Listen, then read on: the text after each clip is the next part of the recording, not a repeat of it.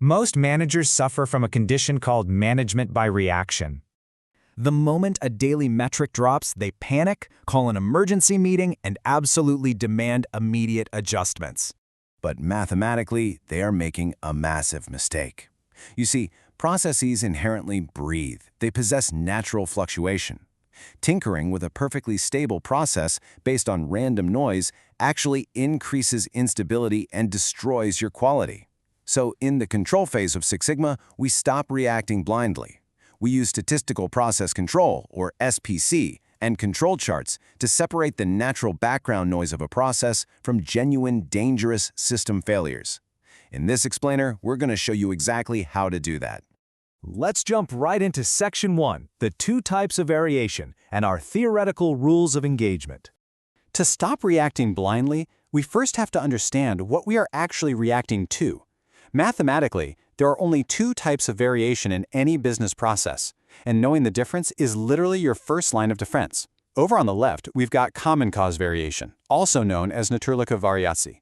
Think of this as the natural background noise of your system. It's predictable, it's stable, and it is built into the very design of your process. We're talking about slight temperature shifts in a warehouse, or just minor differences in an operator's speed. It is always present. But on the right, we have special cause variation, or fout variatie. Now this is your alarm bell. It is unpredictable, chaotic, and it's caused by a specific external event. Think a broken machine part, a sudden power surge, or maybe a completely untrained temporary worker stepping onto the line. So how do we respond to these 2 realities? Well, here are your elite rules of engagement. Rule number 1, you should never, ever adjust a process for common cause variation. If you don't like the background noise, you can't just tweak a dial, you literally have to redesign the system from the ground up. Rule number 2, special cause variation demands immediate action. You reserve your emergency meetings and your rapid investigations strictly for these special cause events. All right, moving on to Section 2, Anatomy of a Control Chart, the visual shield of SPC. So, you're probably wondering, how do we actually see the difference between that harmless background noise and a massive alarm bell? We use the visual shield of SPC, which is the control chart, or Regel chart. This brilliantly illustrates the exact mathematical boundaries of your process. A control chart tracks your data over time, but it applies statistical guardrails. First, you have your center line, which is just your historical average, or mean. Then you have an upper control limit and a lower control limit. Now, these aren't just arbitrary lines drawn by a nervous manager. They are calculated at exactly +3 and -3 sigma, or standard deviations, from the mean. If your data points bounce around inside these limits, your process is mathematically in control. It's doing exactly what it's designed to do. It's just breathing. But listen up, because here is a critical education point that even seasoned professionals get wrong all the time. We absolutely must clarify the difference between control limits and specification limits. Control limits, calculated at ±3 sigma, are the voice of the process. They tell you what the system is mathematically capable of doing right now. Specification limits, on the other hand, are the voice of the customer. Those are the strict targets and tolerances your client actually asks for. And guys, they are not the same thing. A process can be perfectly in control mathematically, totally stable, yet still completely fail to meet the customer's specifications if the system itself is poorly designed. Let's make this real. Section 3, Case Study, BlueprintRM&co, Inside the Logistics War Room. To cement this concept, let's drop right into the high-stakes premium e-commerce logistics floor at BlueprintRM&co. We're tracking real-time data here. Our primary metric, our Y, is the critical sealing time of our high-end design gadget shipping boxes. This needs to be incredibly precise to protect the luxury items inside while maintaining a really high flow rate. Okay, scenario A. On Monday, a box takes 4.2 seconds to seal. On Tuesday, the data ticks up a bit. It takes 4.5 seconds. A nervous floor supervisor sees this slight uptick, feels that intense pressure of management by reaction, and immediately wants to recalibrate the sealing machine. I want you to think about this for a second. Should we adjust the machine? It's our natural human instinct, right?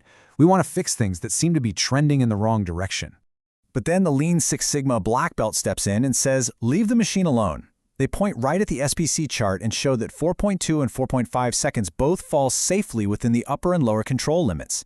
This is mere common cause variation. The machine is just breathing.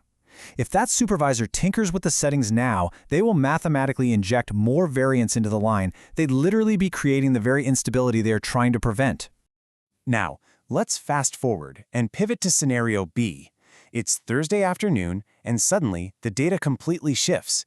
We're no longer dealing with a slight drift.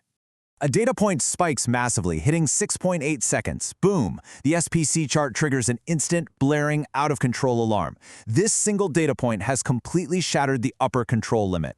We have a confirmed special cause. Because the chart proved this is a special cause, our rules of engagement dictate immediate action. The team launches a root cause investigation right there on the spot. And what do they find? They quickly discover that the heating element of the sealing bar is covered in thick cardboard residue, causing a sudden heat drop and forcing the machine to press longer. So they clean the element, the process instantly snaps back to the mean, and they successfully prevent a massive batch of defective shipments from ever leaving the building. SPC literally just saved the day. Let's wrap it up with Section 4, the strategic shift, from the floor to the boardroom. Let's elevate our focus from the logistics floor straight up to the corporate boardroom. Implementing SPC isn't just about math, it is a profound organizational transformation. Adopting Statistical Process Control fundamentally ends that exhausting, panic-driven cycle of management by reaction. It shifts your entire organization from a firefighting culture to a predictable, data-driven powerhouse. It gives the shop floor the absolute autonomy to stop the line with confidence when a special cause arises because they actually have the math to back them up. And concurrently, it delivers absolute peace of mind to the boardroom, knowing the quality is being maintained mathematically rather than emotionally. An elite corporate defense mechanism doesn't start with working harder. It starts with understanding data noise and stopping the urge to tinker with a perfectly stable system. Apply these rules of engagement to your own metrics and watch your process stability absolutely soar. For education and entertainment,